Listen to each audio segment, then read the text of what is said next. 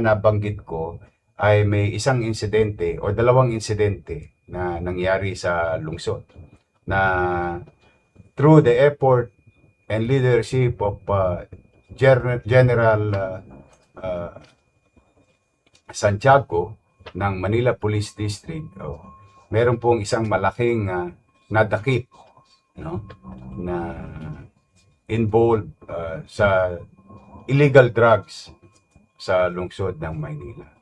At gusto po namin kayong i-update sa nangyaring yaon. Andito po si Colonel Pura.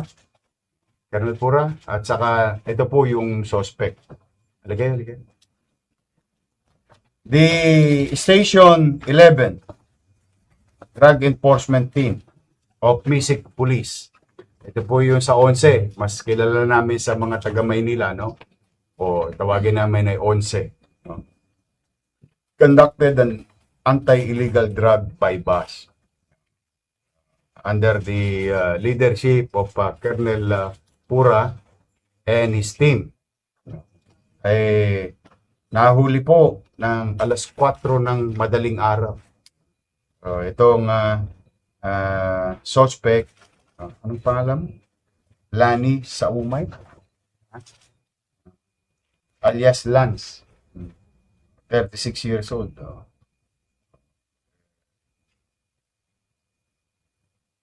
Taga Muntinlupa.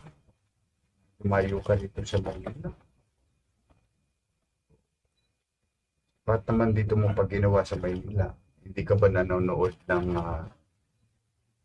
Talk to the People o Your Mesawa na may gobyerno na sa Maynila? Lagi ako nagsasabi sa inyo na huwag kayong gagawa ng palokohan sa Maynila. Whether dayo kayo, tagaloob kayo ng Maynila. Lakas naman ng loob.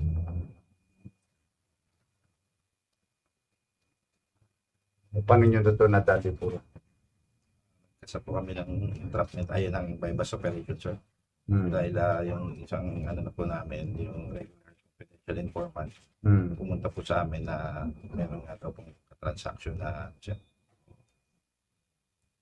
Immediately, sir, nagkakanta kami ng validation and then pre-ops. Tuloy na, sir. Nahuli na namin siya. Malaki po ito, ah. Oo. 6 na milyon. Halos, 1 kilo may git. Lagpas po, sir. Lagpas, 1 kilo. Dinala mo sa Maynila. Marami bang customer sa Maynila? Kaya dito mo... Ha? O papasa mo lang? Papasa mo lang. Magkano nagkikitain mo? 100K.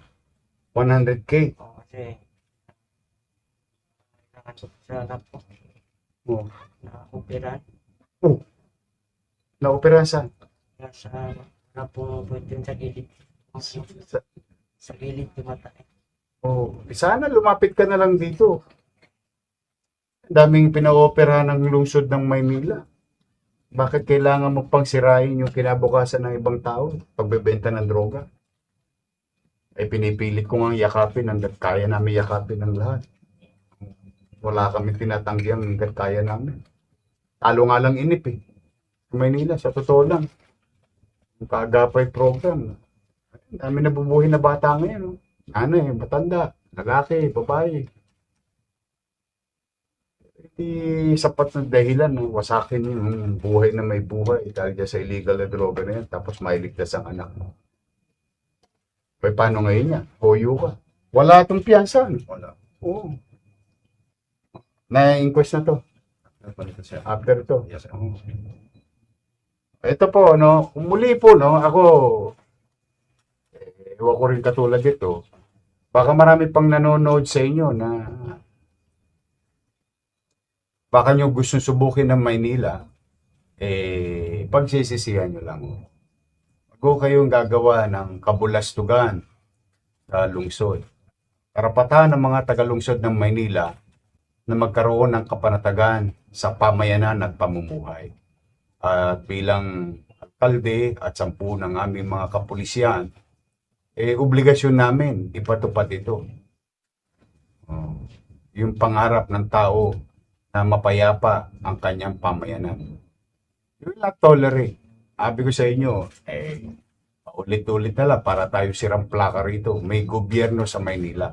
Yes, maaari kung minsan, napagtatawanan nyo kami, nakalagpas kayo, nakaalpas kayo.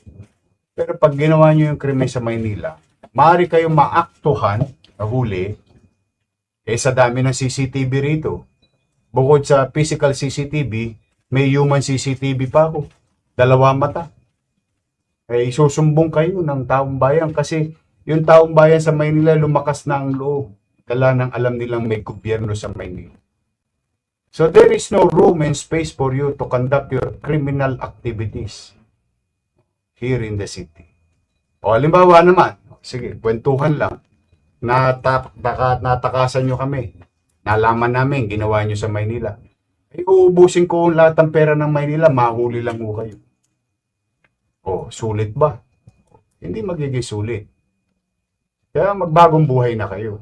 Kung hindi namin kayo maawat sa pagbabagong buhay o maawat sa kawalangian at magbagong buhay na lang kayo, gusto nyo pa rin pagpatuloy yung kawalangian, huwag nyo gagawin sa Maynila.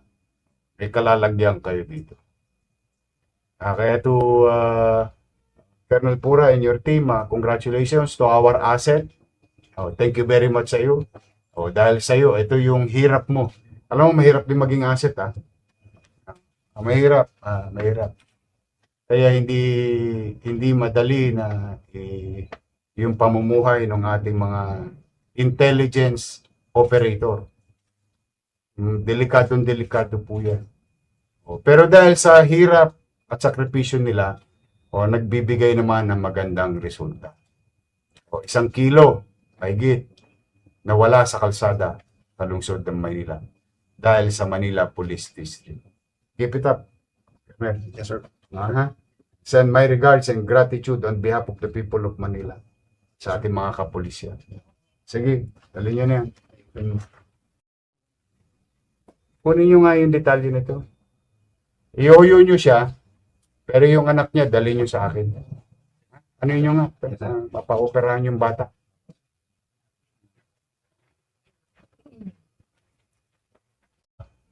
Colonel Pura and your team, congratulations to our asset. Thank you very much sa iyo. Dahil sa iyo, ito yung hirap mo. Alam mo, mahirap din maging asset, mahirap. Kaya hindi madali na yung pamumuhay ng ating mga intelligence operator. Delikado po yan. Pero dahil sa hirap at sakripisyo nila, nagbibigay naman ng magandang resulta. 1 kilo, mahigit, nawala sa kalsada sa lungsod ng Maynila dahil sa Manila Police District. Keep it up. Yes, sir.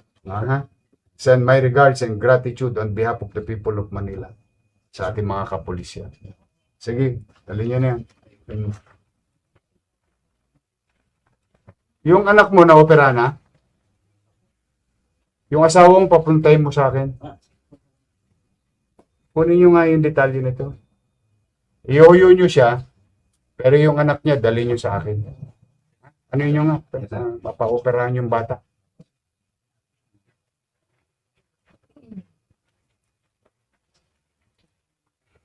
Alam niyo, talagang mahirap maging magulang. Pero hindi ko tinotolerate yun kasi sisirain naman niya yung buhay ng ibang bata. O ibang magulang o pamilya. Pero just the same, as a human being and a father, lahat talaga gagawin mo. Iraos mo ang anak mo. Pero mali po mali. Kaya po tutuluyan po natin. Pero hindi ibig sabihin basta, yawa ang Diyos. Pakuha nyo pura yung pamilya. Yung anak man lang matulungan mo. Ano po yung detalye? Okay. Ngayon, pangalawa po,